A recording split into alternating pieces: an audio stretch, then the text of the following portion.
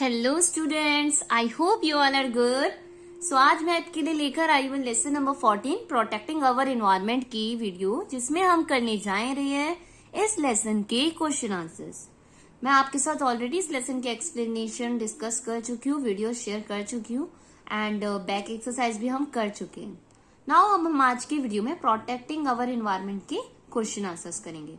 अगर आपने previous videos नहीं देखी है तो आप मेरे चैनल पर चेक कर सकते हैं और मेरे नीचे डिस्क्रिप्शन बॉक्स में मैंने लिंक प्रोवाइड करा रखा है।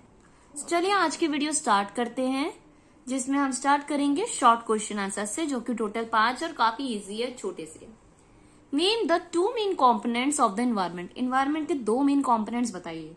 Living and non living things. Living and non living. What does agricultural waste include. जो एग्रीकल्चर का वेस्ट होता है उसमें क्या क्या होता है? Fertilizers, pesticides, insecticides. क्या होता है? Fertilizers, pesticides, insecticides. Next, name any 2 things that can be recycle. उन कोई 2 चीजों के नाम बताओ जिसको हम रिसाइकिल कर सकते हैं। तो पेपर एंड प्लास्टिक। तो कोई भी 2 लिखने थे यहाँ पे। Name 2 air pollution. यहाँ पे 2 एयर पॉल्यूटेंट्स के नाम लिखने थे। Smoke and harmful gases. Air में जो हार्मफुल चीजें पॉल्यूटेंट्स होते हैं उसमें 2 कोई नाम लिखने थे, तो हमने क्या लिखे हैं? Smoke and harmful gases. Next 5th question is what is soil erosion. Soil erosion क्या होता है? The removal of upper most fertile layer of soil. Soil erosion क्या हो जाता है? जब ऊपर की फर्टाइल लेयर सॉइल की रिमूव करते हैं तो उसे क्या कहते हैं? Soil erosion. Now your long questions are पहला है what is the importance of trees in our life। जो ट्रीज है उसकी क्या इंपॉर्टेंस है हमारी लाइफ में?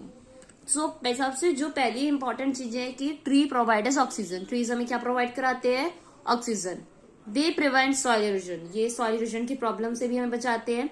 We get fruits, vegetables, timber, paper and medicine. हमें क्या क्या मिलता है? फ्रूट मिलते हैं, वेजिटेबल्स मिलते हैं, टिम्बर, पेपर, ये सब मिलता है ट्री से।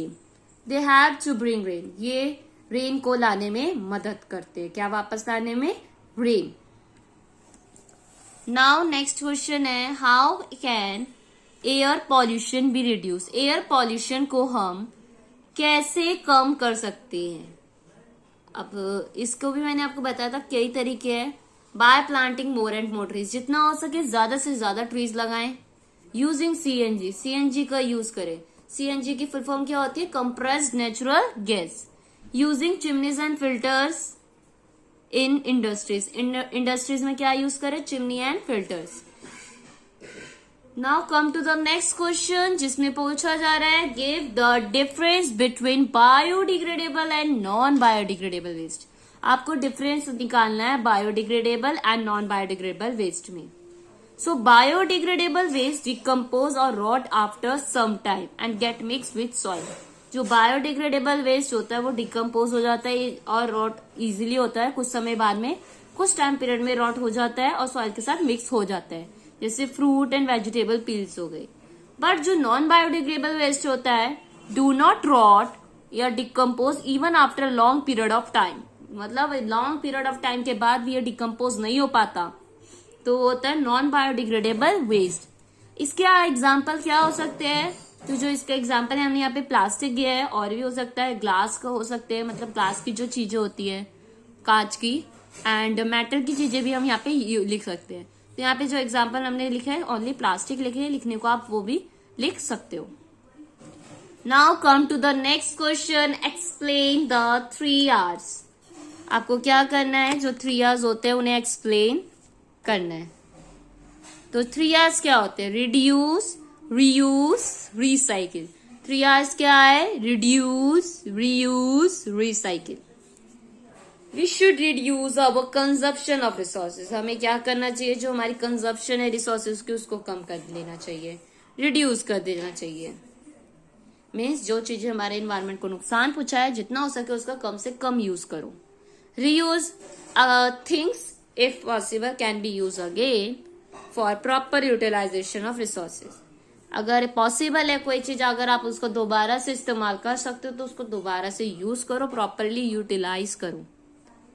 Next is recycle, means converting use items into raw material and then making new product from them. मतलब जो प्रोडक्ट था उसी को रिसाइकिल करके उसी चीज से कोई नया प्रोडक्ट बनाया। लाइक पेपर, वेस्ट पेपर थे, उसी से फिर पेपर से कुछ क्रिएटिव बना रहे, न्यू पेपर बनाया गया, है ना। तो न्यू चीज बनाना, लाइक प्लास्टिक की कोई चीज हो गई, उसको शेप दे के उसमें कुछ चेंजेस करके कोई न्यू आइटम बनाई गई। तो इन सब चीजों को हम रिसाइकिल कर सकते हैं। Next is what is noise pollution and how can we prevent it. अब ये जो नॉइज पॉल्यूशन है क्या होता है, पहले तो ये बताइए, साथ ही साथ आपको क्या बताना है, हम इससे कैसे स्टॉप कर सकते हैं, कैसे बच सकते हैं, मतलब कैसे इसको स्टॉप कर सकते हैं, थोड़ा कम कर सकते हैं नॉइज पॉल्यूशन को। Excessive amount of noise that affect the health of human being is called noise pollution. जब एक्सेसिव अमाउंट में नॉइज होती है जो अफेक्ट करती है हेल्थ को ह्यूमन बीइंग की, उसे हम नॉइज पॉल्यूशन कहते हैं। It can be prevented by, इसको हम कैसे प्रिवेंट कर सकते हैं, listening music and television at low volume, जितना हो सके म्यूजिक एंड टीवी देखो लो वॉल्यूम पे। Banning loud speaker in public places, loud speaker को बैन किया जाए पब्लिक प्लेसेस में। स्पीकिंग सॉफ्टली, जितना हो सके सॉफ्टली बात की जाए।